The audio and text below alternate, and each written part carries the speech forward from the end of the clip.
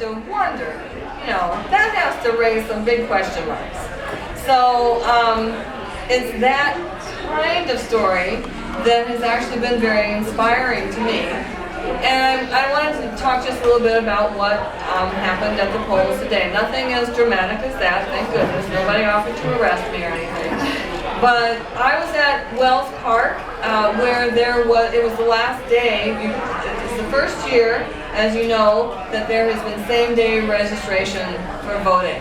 And the place was mobbed. It was incredible. There was lines down the block.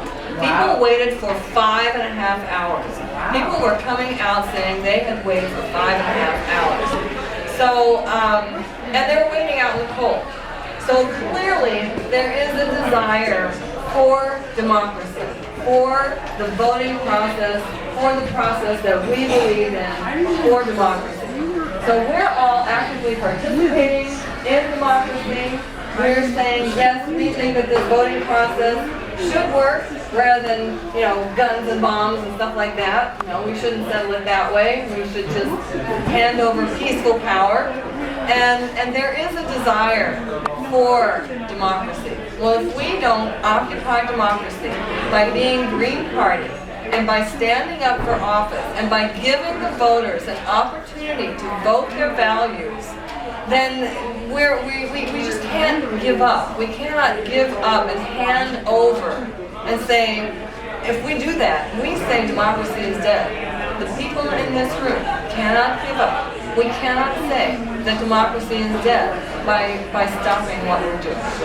And I know from talking to people at the polls, from people saying, yes, I want a third-party option. I want a third-party option. I'm so glad to hear about you. So what we need is more people to hear about us, and we will really make inroads, and we will occupy democracy. So we just have to do it. We have to do it. So thank you again for everyone, for all of your efforts and for standing behind me and supporting me. And I'm just incredibly appreciative of this journey that I have been able to take. And we're going to find out how it's going to turn out and how well we did with it tonight. Thanks a lot.